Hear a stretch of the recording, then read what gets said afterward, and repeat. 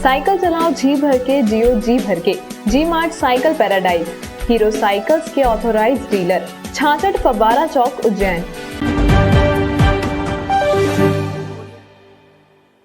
नमस्कार, news world के आज के बुलेटिन में आप सभी दर्शकों का स्वागत है और मैं हूं आपके साथ श्रद्धा पंचोली।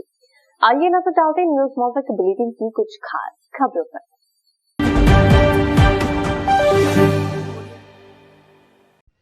केंद्रीय जेल भैरवगढ़ में सामने आए जासूसी कांड की उच्च स्तरीय जांच शुरू कर दी गई है। पिछले 2 दिन से स्टेट साइबर सेल भोपाल की टीम के सदस्य उज्जैन में हैं और जेल स्टाफ व कैदियों के बयान दर्ज कर रहे हैं। सूत्र बताते हैं कि जेल में बंद रहे महाराष्ट्र के कैदी अनंत अग्रवाल द्वारा जेल में लैपटॉप और इंटरनेट का इस्तेमाल किए जाने की पुष्टि हो चुकी है। इंटरनेट और लैपटॉप की मदद से किसी तरह की ठगी या जासूसी के तथ्य फिलहाल सामने नहीं आए हैं।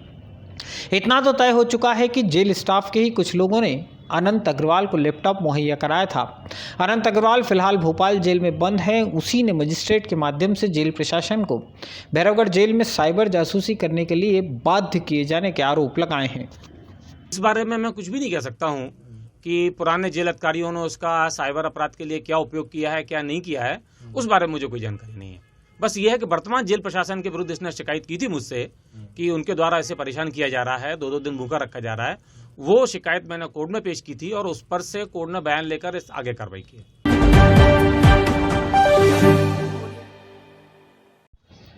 कोरोना रोधी वैक्सीन के सेकंड डोज को लगाने के काम में तेजी लाने के लिए एक अहम फैसला हुआ है।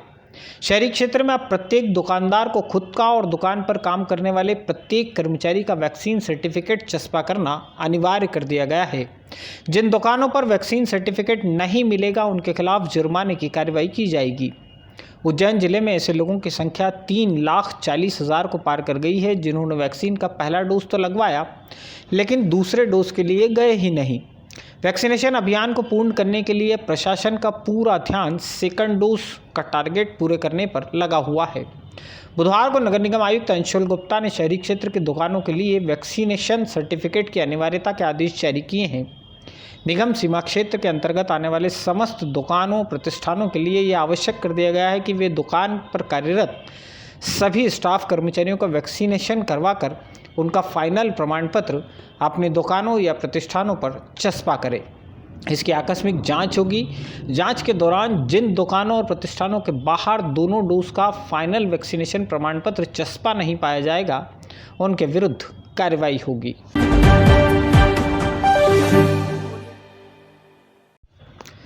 इंदौर से उज्जैन के बीच 15 नवंबर से मेमू ट्रेन दौड़ने लगेगी। प्रधानमंत्री नरेंद्र मोदी 15 नवंबर को उज्जैन फतेहाबाद ब्रॉडगेज ट्रैक का लोकार्पण करेंगे। पिछले 3 महीने से इस ट्रैक पर मालगाड़ियां दौड़ रही हैं लेकिन विधिवत लोकार्पण नहीं हो पाने की वजह से यात्री ट्रेनों की इस ट्रैक पर शुरुआत नहीं की जा सकी है। सिक्योरिटी क्लियरेंस मिलने के बाद से ही उज्जैन फतेहाबाद रेलवे ट्रैक पर यात्री ट्रेन दौड़ाने की तैयारी की जा रही थी। सांसद अनिल फिरोजिया चाहते थे कि रेलवे ट्रैक का शुभारंभ रेल मंत्री अश्विनी वैष्णव के हाथों हो लेकिन उनके कार्यालय से तारीख ही नहीं तय हो पा रही थी। इसी कश्मकश में 3 महीने गुजर गए। प्रधानमंत्री नरेंद्र मोदी 15 नवंबर को भोपाल में आदिवासी समाज के एक बड़े कार्यक्रम में शामिल होने आएंगे।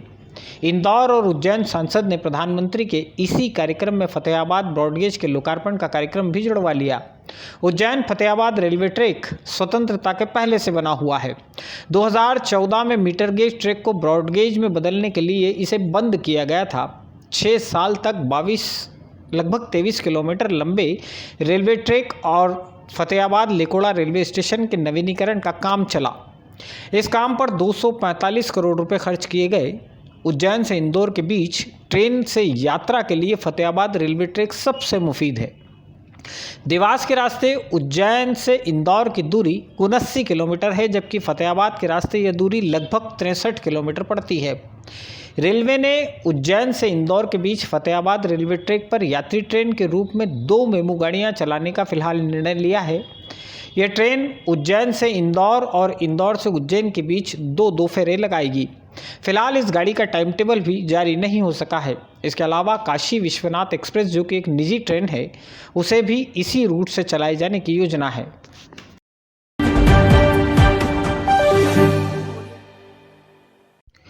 पिछले 2 दिनों से उज्जैन पुलिस नशे का कारोबार करने वाले लोगों के खिलाफ मुहिम छेड़े हुए है। इन 2 दिनों में नशे का कारोबार करने वाले 5 लोग गिरफ्तार किए जा चुके हैं। गुरुवार को नीलगंगा पुलिस ने शास्त्री नगर में रहने वाले सागर मालवी, सार्थक नगर में रहने वाले विजय रायकवार और डायमंड कॉलोनी में रहने वाले हिमांशु को गिरफ्तार किया है। इनके पास से 23 ग्राम स्मैक जब्त की गई है। जो नशे की माफिया है या जो नशे के कारोबार में तस्करी में लिप्त है, उसके विरुद्ध एक बड़ा ऑपरेशन लॉन्च किया गया है और इसमें ऐसे सभी लोगों की सूची तैयार की गई है जो डायरेक्ट या इनडायरेक्ट, प्रत्यक्ष या अप्रत्यक्ष रूप से नशे के कारोबार में जुड़े हुए हैं। इसमें भी पिछले 2 दिन में 5 लोगों को गिरफ्तार किया जा चुका है और अभी हाल में आज 3 लोगों को गिरफ्तार किया गया। उनके कब्जे से लगभग 23 ग्राम ब्राउन शुगर जिसकी कीमत लगभग 2.5 लाख के आसपास है, उसको सीज किया गया है और इनसे भी पूछताछ की जा रही है और इसमें जो पूरा रैकेट है, जो नेटवर्क है, उसका भी इसमें पता लगाया जा रहा है।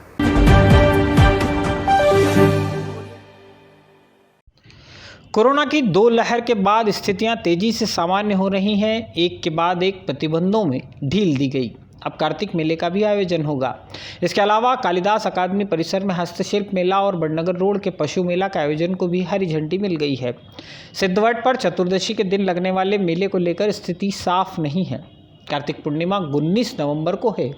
इसी दिन से कार्तिक मेले की शुरुआत होगी।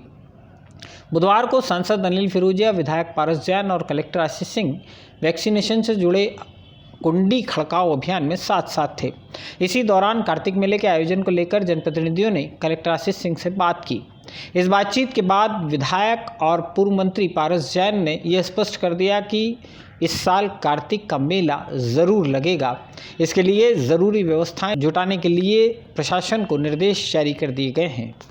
देखिए, अभी जो वर्तमान में सरकार की गाइडलाइंस हैं, वो अगर उनको हम लोग देखें तो अभी भी जो इस प्रकार के बड़े आयोजन हैं वो प्रतिबंधित हैं। हालांकि जो हमारे पास में डिमांड आ रही है और मुझे लगता है कि लोग काफ़ी कुछ इन जगहों पर आएंगे भी, तो हमारे द्वारा जो व्यवस्थाएं हैं वो पूरी की पूरी हम लोग वहाँ पर करके रखेंगे।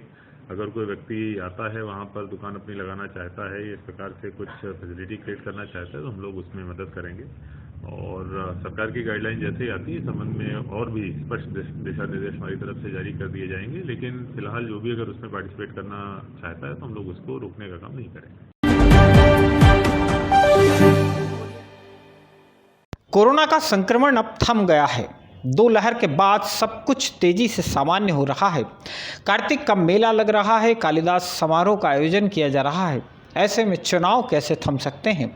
शहर के नागरिकों के लिए अच्छी खबर यह है कि जिला प्रशासन के स्तर पर नगरीय निकाय चुनाव की तैयारी भी शुरू कर दी गई है। गुरुवार को कलेक्टर आशीष सिंह ने जिले के सभी नगरीय निकायों के लिए रिटर्निंग ऑफिसर्स की नियुक्ति कर दी है। खुद कलेक्टर आशीष सिंह उज्जैन नगर निगम के रिटर्निंग ऑफिसर होंगे। उनके साथ 6 अपर कलेक्टर और जॉइंट कलेक्टर सहायक रिटर्न अधिकारी बनाए गए हैं। इस कवायद के बाद यह तय हो गया है कि आने वाले दिनों में कभी भी नगरीय निकाय चुनाव की घोषणा की जा सकती है।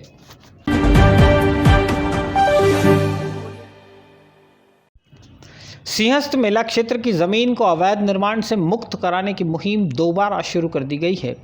15 नवंबर के बाद सिंहस्थ क्षेत्र में अवैध निर्माण तोड़ने का काम भी शुरू हो सकता है। फिलहाल राजस्व विभाग और नगर निगम के अधिकारी अवैध निर्माण करने वाले लोगों को नोटिस बांटने में लगे हुए हैं। अवैध निर्माण के मामले में जोन क्रमांक 1 सबसे आगे है। इस जोन के ग्यारसी नगर, रामनगर और जोन क्रमांक 2 की कॉलोनी गुलमोहर में पिछले 2 दिनों में पुलिसकर्मियों की मौजूदगी में 120 से ज़्यादा नोटिस बांटे गए। सभी अवैध निर्माणकर्ताओं को 3 दिन में अपने निर्माण हटा लेने की चेतावनी दी गई है।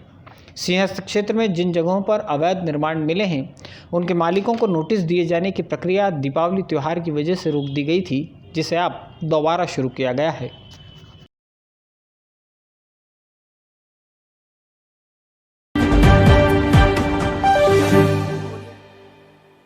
न्यूज मालवा के बुलेटिन में फिलहाल इतना ही। न्यूज मालवा को लाइक और शेयर करना ना भूलें। साथ अपने सुझाव कमेंट बॉक्स में जरूर लिखें। तो आज के लिए फिलहाल इतना ही। जय श्री महाकाल।